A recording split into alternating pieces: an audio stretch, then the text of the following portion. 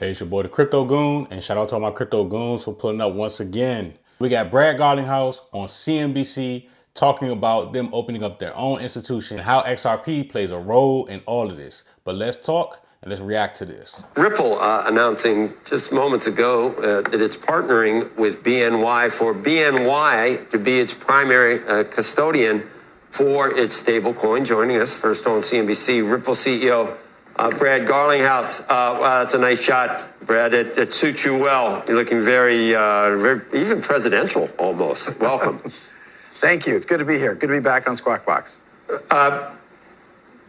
You need a custodian for your stablecoin. Why BNY? Well, look, I think as the crypto industry has emerged from kind of the last administration where the industry was being attacked, working with the most trusted partners is a way to continue to build trust in this system. And stablecoins at their core, by their nature, it's a dollar backed with a dollar in deposits. BNY Mellon has, for a very long time been amongst the most trusted partners out there for as a custody bank. So we're really pleased. We think it's indicative of the shift of tide where we've had headwinds for this industry are now becoming tailwinds. And I think we're going to see a lot of growth. I mean, all the way back to that duel, I think, right? Is that Bank of New York? I think, yeah, Alexander Hamilton. It goes back a ways, doesn't it? That one goes way back. I didn't put a number out there because I wasn't sure how many years it's been. But the BNY Mellon, we feel very lucky to be partnered with them. And we think, again, building trust for the whole industry and having RLUSD, our stablecoin, which just passed $500 million of market cap. We launched only about 6 months ago. So we're really pleased with that trend line and feel like this will only continue to build that trust.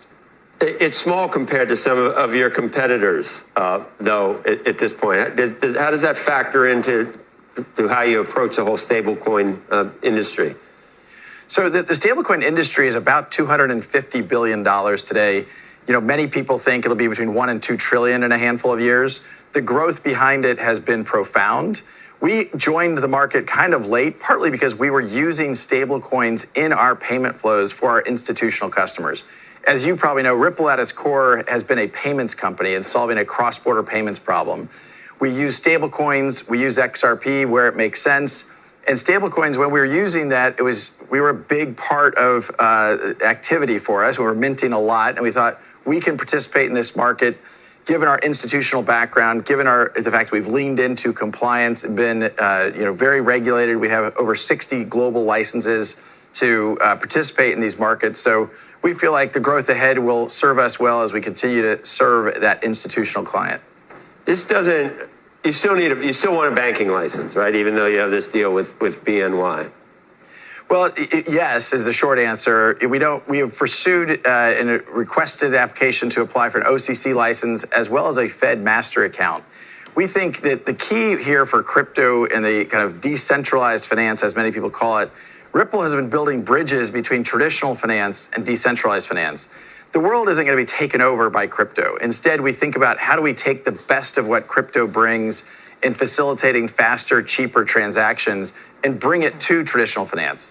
That's been at the heart of what Ripple has been focused on from the beginning.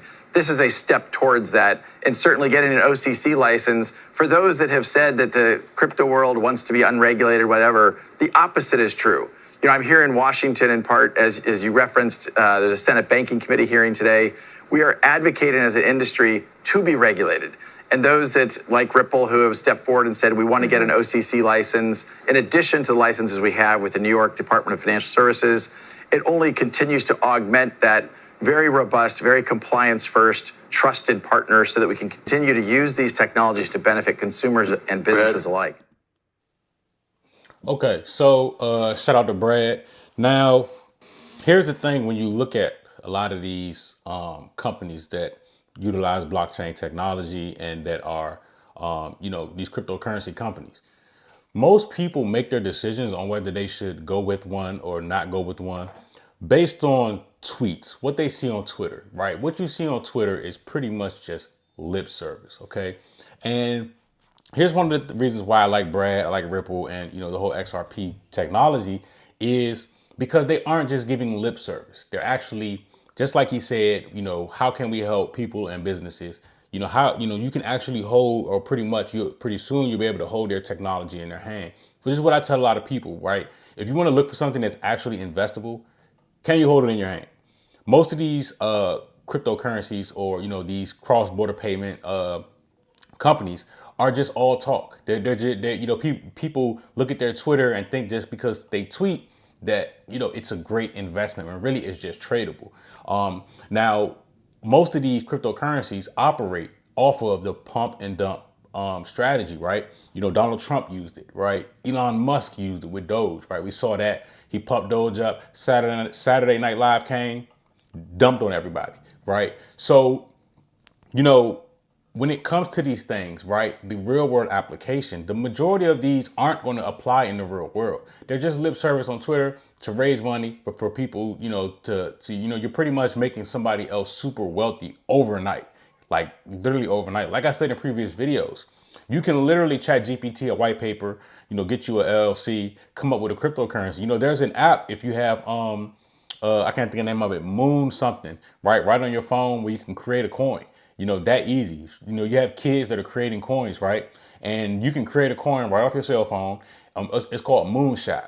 You can create a coin right off of your cell phone, and then literally create a Twitter page, buy some fake followers, and then just market the thing. And then people will dump money into it. And based off of you tweeting saying, hey, this is what we're doing. We potentially have a partnership with this person and that person. And really what it is just, it's a wealth transfer to somebody else. Okay. Now, I'm not saying that XRP isn't that. Obviously, these guys are making tons of money off of, XRP and their partnerships, but they're real things, right? Like, these guys are actually opening up a real institution behind the technology that they have. And of course, they're solving a problem. In the future, especially for those of us in real estate, right? We want to be able to close real estate on a Saturday or Sunday, and then be able to have those funds being able to send, if you make $100,000 off of a home flip, and you got to close on the Saturday, wouldn't it be nice to actually get a wire or get your money on Saturday, right? Or Sunday, right? So Ripple and XRP can solve that problem, right? They can, come in and then use their technology. Like he said, we want to be regulated, right? But at the same time, we want to be able to bring this better technology over here to this dinosaur and make it better, which the example that I use in real estate with wire transfers, we know wire transfers cut off at 5 o'clock on Friday, and you got to wait till Monday, right? And then on Monday, they don't really start back up until, noonish or 11ish, something like that, right?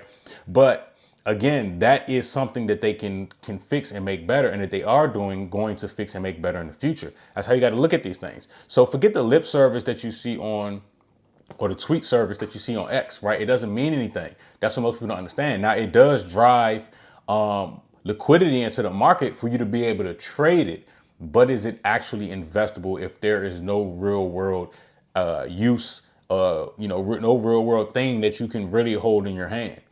But with Ripple, XRP, that movement, they have things that they can actually hold in their hand.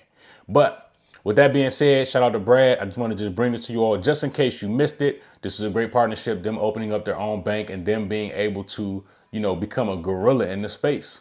But again, it's the Crypto Goon, the one, never the two. I appreciate you all tapping in. Shout out to all my Crypto Goons. Crypto Goon out.